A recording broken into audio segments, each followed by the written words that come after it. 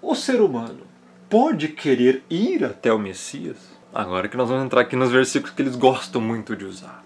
Eu tenho livre-arbítrio. Vamos ver. Expressões como se não vos converterdes, é o que está na Bíblia, tá? Não vos fizerdes, quem se tornar humilde, né? Todas essas passagens da Bíblia que falam, você tem que fazer alguma coisa, né? Se vocês não fizerem, vocês não vão ser salvos. Nada mais refletem a obra que o próprio Pai realiza em nós. Como assim? Porque você não é convertido, você não faz nada de bom, você não é humilde. Então, o que o texto diz? Porque o Eterno é o que opera em vós, tanto o querer como o realizar, segundo o que a vontade do homem e do sangue da carne? Não, segundo a sua boa vontade. Filipenses 2,13 é a vontade do Pai que faz você crer nele, andar em justiça depois. Você não é convertido. Se não vos converterdes, não vos fizer, quem se tornar humilde. Esses textos refletem a própria obra do Pai nos eleitos. Porque é o Pai que faz você poder depois fazer tais coisas. Por quê? É o Eterno que opera em vós tanto o querer como o realizar, segundo a sua boa vontade. E aqui está falando da salvação. Já vamos entrar nesse contexto desse versículo aqui. Calma. Olha só. Portanto, tais expressões linguísticas que denotam dar a impressão, veja bem, apenas dar a impressão, não é que elas dão realmente, é só dar a impressão, que o poder da salvação está no homem, no ser humano, bem como expressões do tipo, aquele que quiser que venha beba de graça da água da vida, se alguém quiser me seguir, negue-se a si mesmo, tome sua cruz, quem quiser que beba da água da vida, nada tem a ver com o poder de escolher crer do ser humano. Já vou te explicar o porquê. Aqui parece, né, que você tem poder de escolha, né? Não, calma um pouquinho, olha só. Esta passagem explica muito bem isso e mostra que o ser humano, né, o homem, apenas parece ter a capacidade de desenvolver a salvação e a fé. Parece ter a capacidade de desenvolver a salvação e a fé e a persistência, perseverança.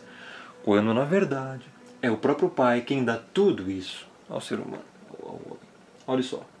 Assim, pois, amados meus, desenvolvei a vossa salvação com temor e tremor, porque Yahweh, o Eterno, é o que opera em vós tanto o querer como realizar segundo sua boa vontade. Filipenses 2, 12 a 13. Quando você lê a parte aqui A do versículo, desenvolvei a vossa salvação. Ou seja, você tem que escolher ser salvo, tem que pagar penitência, subir escada de joelho, orar 500 bilhões de vezes a Maria, São Jorge, Santo Antônio, não sei o que. Não. Você tem que fazer o bem, só a caridade. Não é isso que o texto está falando, tá? Desenvolvei a vossa salvação com temor e tremor. Está falando de vida piedosa, mas não salvação por obras. Vida piedosa é uma coisa, salvação por obras é outra. Só que o mesmo contexto diz, porque é Ele quem opera isto em vós, a salvação, tanto o querer como o realizar. Segundo o que é a sua boa vontade, não a nossa. Entendeu? Então, isto é o Evangelho. Já vou explicar, calma aí, o que significa isso? Olha só, Colossenses dá uma alusão a isso. É como em Colossenses 3,3 e 3,5, que diz assim, porque morrestes e a vossa vida está escondida com o Messias no Pai. Olha só, morrestes. Como assim? Esse morrestes aqui não é da condenação, porque a vida está escondida no Messias no Pai, com o Messias no Pai. Esse morrestes é morrestes para o velho homem, né, para a sua vida pregressa de pecados. Já vou explicar aqui.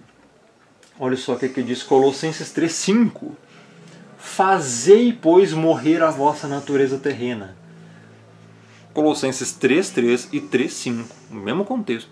Está falando, vocês já morreram, agora fazei morrer. Olha só, interessante aqui.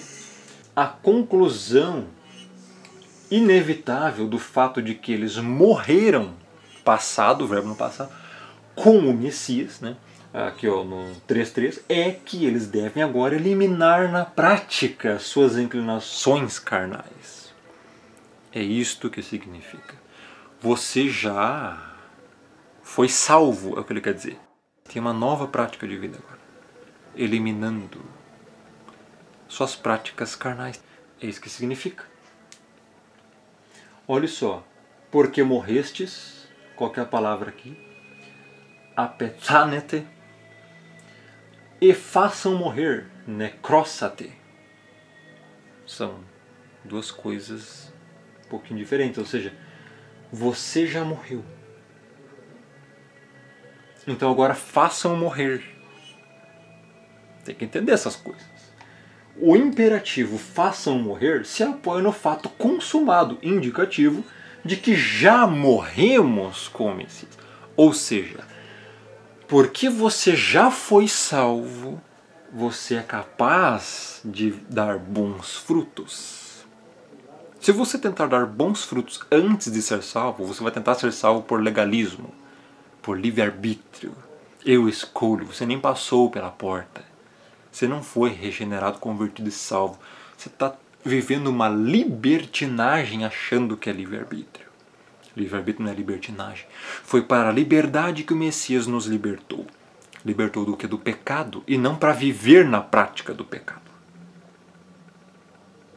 Vemos aqui o que estudiosos do Novo Testamento, da Nova Aliança, chamam de dinâmica da ética paulina. Paulina porque foi o apóstolo Paulo que escreveu. É a exposição moral do apóstolo Paulo que consiste em imperativos baseados no indicativo. Ou seja, é como se ele dissesse, vocês já morreram, portanto façam morrer essas inclinações. Entendeu agora? Então, aquelas expressões que você viu antes aqui, se não vos converterdes, se não fizerdes, quem não se tornar humilde, aquele que quiser que venha, se alguém quiser me seguir, né?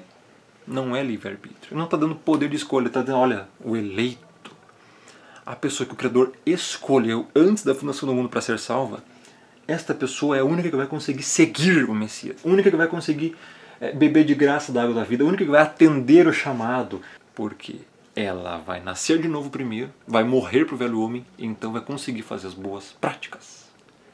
E não o contrário. E agora que você vai entender aqui outra coisa, que é um outro exemplo, né? Mateus 10, 32 a 33. Portanto, todo aquele que me confessar diante dos homens, também eu confessarei diante do meu Pai que está nos céus. Mas aquele que me negar diante dos homens, também eu o negarei diante do Pai que está nos céus. Aí a pessoa pensa assim, nossa, tá vendo? Livre-arbítrio, eu tenho que confessar, daí eu vou ser salvo. Não é assim. Olha só. Todos já nascem condenados. É isso que quer dizer Romanos 3:23, 6:23, Hebreus 2:2 e Efésios 2:1 a 3. Ah, Rômulo, você não sabe esses textos aqui de cor. Romanos 3:23 diz, porque todos pecaram e carecem da glória do Criador. Romanos 6:23, porque o salário do pecado é a morte. Hebreus 2:2 diz, porque toda transgressão e desobediência merece justo castigo. Ou seja, é justo o pecador ser condenado, não é injusto. E Efésios 2:1 a 3 fala, estando vós mortos nos vossos delitos e pecados, ele vos deu vida, juntamente com o Messias, gratuitamente. Portanto, o Messias não está dando uma escolha entre crer ou negar, e sim anunciando a condenação para os ímpios que o negam, porque aquele que me negar, ele estava exortando aqui nesse momento, e aquele que me confessar vai ser salvo. Só que não por livre-arbítrio, ele só vai confessar porque já foi salvo. Está entendendo? Tem que desenhar, explicar o desenho, fazer outro desenho e fazer uma explicação do desenho, da explicação do desenho. Então, da mesma forma, afirmando que o confessar é pela graça, pois pela sua misericórdia e graça que ele salva. Efésios 1, 4 e 5 e Efésios 2, 8 e 9. Ah, Rômulo, esses aqui eu duvido que você sabe. Você só escreveu aí a referência. Efésios 1, 4 e 5, porque nos escolheu nele antes da fundação do mundo para sermos kadosh, separados e irrepreensíveis perante ele em amor, segundo o beneplácito da sua boa vontade, ou seja, a glória totalmente dele. Está falando da eleição e predestinação. Segundo, Efésios 2, 8 e 9, que é o texto em grego, tegacharete, estes sos meni diapisteos, que tu keximon, teutodoron, o kexergon, e namitis carriste, porque pela graça sois salvos mediante a fé, isso não vem de vós, é dom do Criador, não vem das obras para que ninguém se glorie. Ou seja, a graça, a misericórdia, a salvação, tudo é um dom dele. Não tem como você ter fé para crer, porque você ainda não foi vivificado para crer, você está morto em delito, em pecado. Por isso que ele está anunciando aqui a condenação, aquele que me negar. Ele está apenas confirmando que todos os que negam ele já não são salvos. Está entendendo? E o que confessa é porque vai ser salvo. Simples, né? Olha esses textos aqui. Onde é que está o livre-arbítrio aqui, pessoal? Eu sei, ó Senhor, que não cabe ao homem determinar o seu caminho, nem ao que caminha dirigir os seus passos. Jeremias 10, 23. Não é dado ao homem o determinar o seu caminho. Cadê o livre-arbítrio aqui, cara? Me acha o livre-arbítrio aqui. Não existe. O coração do homem traça seu caminho, mas o Senhor lhe dirige os passos. Provérbios 16, 9. Você pode pensar alguma coisa, mas é o Criador que vai guiar a sua vida. Como ribeiros de águas, assim é o coração do rei na mão do Senhor, que o inclina a todo o seu querer. Provérbios 21, 1. Cadê o livre-arbítrio aqui? Cadê? Não existe livre-arbítrio.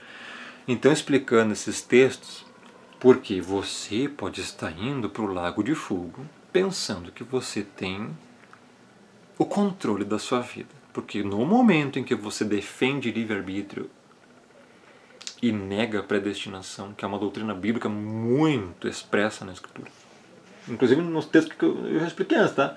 Por exemplo, que é Efésios 1, 4 e 5. Fala claramente da predestinação e da eleição. Inclusive o verso 11 também.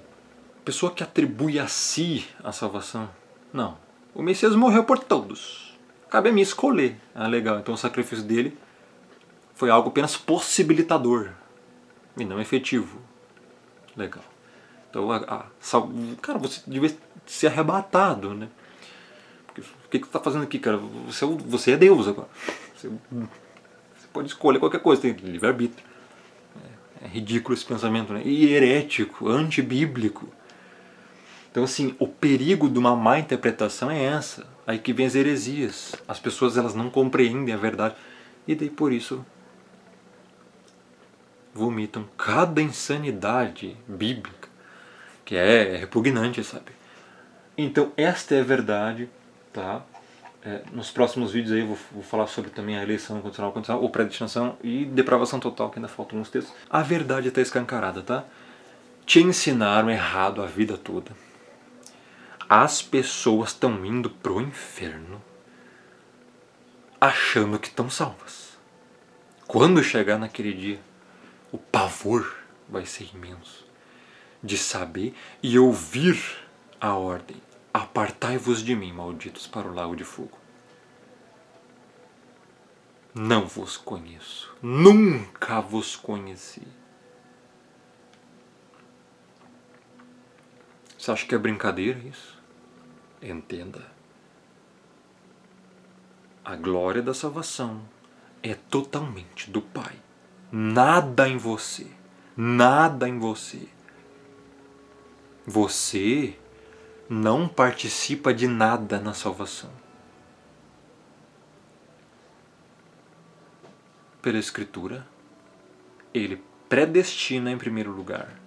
Romanos 8, 29 e 30. Chama. Depois que chama através da pregação do Evangelho, Ele justifica através do Filho. E esses justificados, eles vão ser glorificados. É uma cadeia inquebrável, a qual o Criador já pré-estabeleceu antes mesmo da fundação do mundo para os eleitos. Então Ele que faz tudo, tanto o querer como o efetuar, segundo a sua boa vontade, não a vontade do homem. Filipenses 2, 12 e 13. Pega todo o contexto ali. Pega todo o contexto. Está aqui, ó, Filipenses 2, 12 e 13. Quem é que faz aqui? Você só vai desenvolver a salvação, não é no sentido de alcançar a salvação por conta própria, porque você já foi salvo. Quem opera isso é tanto o querer como realizar é o Pai, segundo a sua boa vontade. Você apenas vai agora desenvolver isso. Ou seja, você vai dar bons frutos. Aqui não está falando de alcançar a salvação, e sim desenvolver a salvação. Andar em justiça, kadosh, separação do mundo. É disso que se trata. E inclusive, viver em separação do mundo, ó, o realizar é o Pai que te faz capacitar isso.